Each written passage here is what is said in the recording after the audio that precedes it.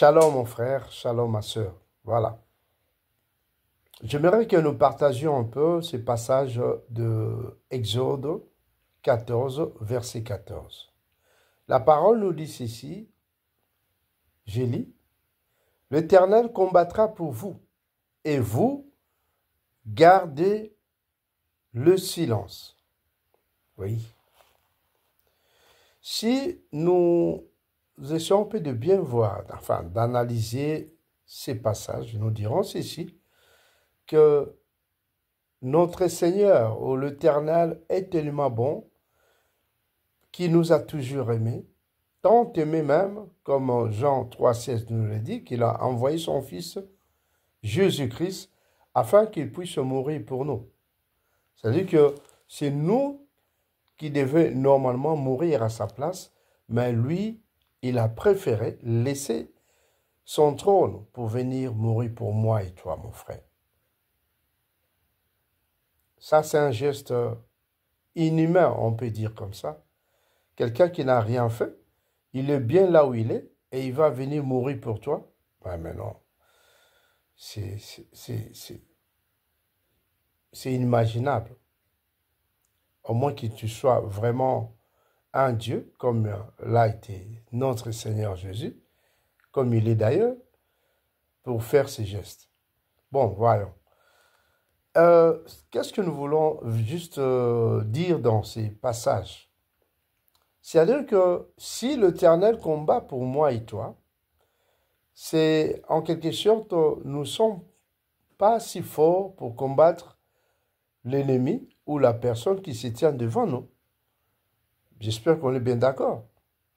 Quand on est faible, c'est-à-dire, il faut appeler. D'habitude, quand on grandissait, quand on est attaqué dehors, on revenait rapidement à la maison pour appeler le grand frère et prendre ta place.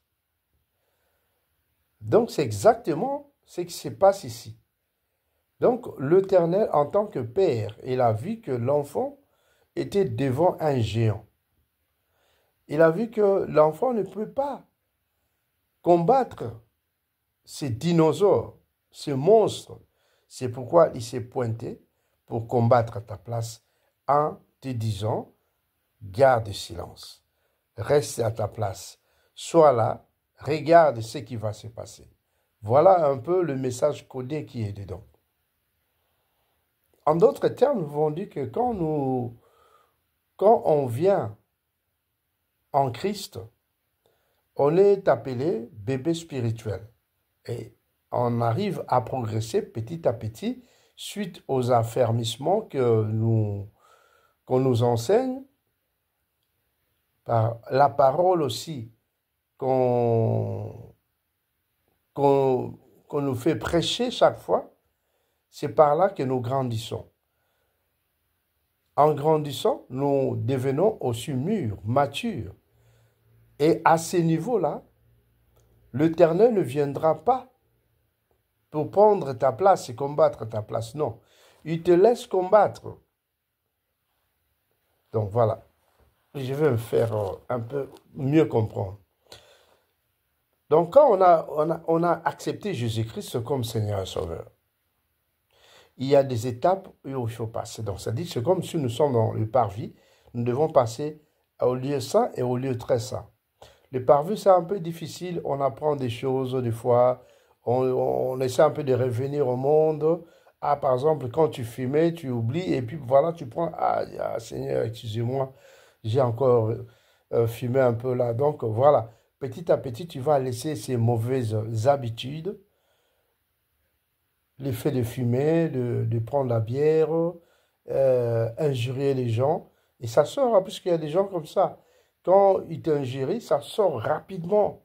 Il oublie même qu'il vient d'accepter le Seigneur comme Jésus-Christ comme Seigneur et Sauveur.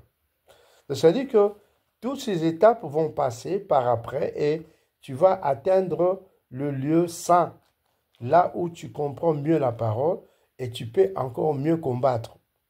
Et à ce stade, Dieu te laisse faire parce qu'il sait que tu es devenu mature. C'est-à-dire que tu as appris à prier, tu as appris à jeûner, Et quand il y a un souci, quand il y a un problème, tu vas faire le jeûne de 2 jours, de 3 jours. Et si le problème continue, tu sais comment faire. Donc, tu peux augmenter encore, aller 7 jours et ainsi de suite, même 21 jours. Ça dépend du niveau que tu auras et des nécessités ou de besoins, c'est-à-dire des problèmes que tu auras à affronter. Mais quand on est encore bébé spirituel, quand on est encore enfant, à ce stade-là, Dieu va venir combattre ta place. Nous le voyons avec nos mamans.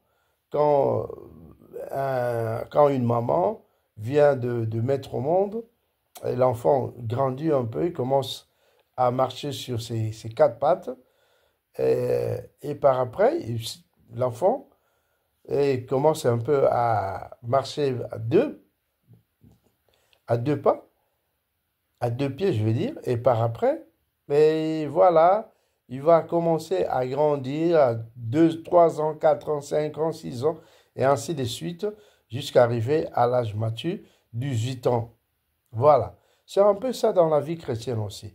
Quand on est enfant, Dieu est là, c'est notre papa, c'est notre maman, c'est lui qui vient à notre secours. Quand on fait de mauvais rêves, quand on est là, peut-être en train de dormir, on veut juste chiter quand on vous a mis sur un divan et vous voulez chiter, vous voyez, rapidement, la maman est là. Ça dit que c'est l'ange qui vient rapidement te saisir. Il y a beaucoup de choses qui se passent quand nous sommes encore enfants. Vous voyez, ah mon Dieu, merci, si ce n'était pas toi. Et alors, tu peux cuisiner, tu prépares la nourriture et sans savoir qu'il y a l'enfant derrière toi.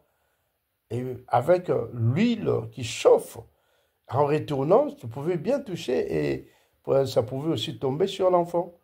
Mais Dieu a fait assez que tu puisses reconnaître que l'enfant est derrière et il t'évite ce mouvement. Donc là, c'est la protection divine à tout jamais parce que on est toujours des petits enfants. Mais quand on est des gens matures, eh bien, Dieu te laisse faire les choses. Tu dois combattre seul. Tu dois comprendre que non, à ce moment, c'est moi qui dois tout faire en tout cas. Il y a des petites choses que tu peux régler. Dieu vient à l'intervention à des choses où tu ne peux pas, de problèmes où tu ne peux plus vraiment affronter le danger. Ce n'est qu'à ce moment-là, il revient pour combattre. Comme si on descend un peu vers, toujours dans Exode 14, en descendant, attendez, je vais jeter un coup d'œil encore là pour voir ce qui est dit là. Donc c'est très important, mon frère. Il y a un temps, pourtant, Ecclésiaste nous le dit. Ecclésiaste 3, 1 nous le dit, qu'il y a chaque chose, je veux dire, il y a un temps pour chaque chose, où chaque chose a son temps. Donc, il y a un temps où tu es encore bébé spirituel, un temps où tu vas grandir et comprendre des choses de Dieu, et cela te donne le temps de mettre en exécution ce que tu as appris. Et par après, euh, si tu as de grands combats, et Dieu ne va pas te laisser comme ça, il viendra pour te secourir. Voilà un peu ce qu'il faut comprendre. Et vers 15, verset 15, Jean 14, pardon, Exode 14, 15, voilà. Ici, l'Éternel dit, la parole de Dieu dit, l'Éternel dit à Moïse, pourquoi s'écrit, parle aux enfants d'Israël et qu'ils marchent. Voilà, c'est ça que je cherchais. Donc, ici, là, Dieu dit, il ne faut pas rester là. Vous savez ce qu'il faut faire. Et pourquoi vous avez crié, au lieu de prier, au lieu de faire ce qu'il faut faire, au lieu d'arranger les choses pour marcher, vous savez que l'ennemi est derrière là, il arrive. Pourquoi vous allez crier? Non, organisez-vous, continuez à marcher et prenez de bonnes décisions et vous saurez comment faire, comment combattre l'ennemi.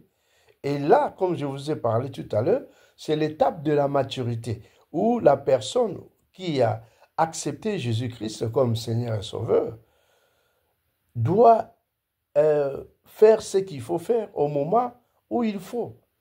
Donc, quand on est par exemple malade, et on doit prier, on prend le médicament, on prie, Seigneur, aide-moi. Je veux qu'en prenant ces médicaments, que je puisse être guéri, quelles que soient les circonstances, je crois à toi, je foi à toi, je foi à toi, mon Seigneur. Et je bois ces médicaments, tout ce qui est fait par de mauvaises mains, que cela soit chassé au nom de notre Seigneur Jésus. Je prends ces médicaments avec l'espoir d'être guéri parce que je sais que toi, tu es avec moi. Voilà. Donc, de genre de prières comme ça, Dieu comprend que non, mon enfant, c'est ce qu'il faut faire. Et il mettra sa main même de loin parce qu'il est Dieu. Il fait preuve d'ubiquité, il est partout. Il fait preuve d'omniprésence. C'est-à-dire que, euh, je veux dire, il fait preuve d'omnipotence. Il a la puissance de te guérir même de loin. Donc, ce Dieu-là, le Dieu d'Abraham, d'Isaac et de Jacob, c'est un Dieu merveilleux, mon frère.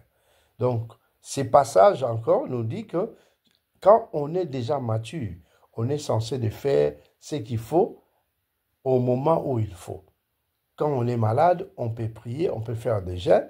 Dieu peut nous guérir aussi à ces étapes.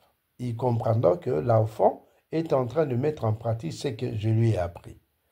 Et après, quand il y aura des situations très, très, très difficiles, c'est là où Dieu interviendra encore. Quand on est face à des choses qui n'arrivent pas, tu fais des jeûnes et ça ne marche pas, Dieu comprendra que non, mon enfant a besoin de mon secours. Dieu va envoyer les anges, Dieu va envoyer son armée céleste pour venir combattre le mauvais esprit.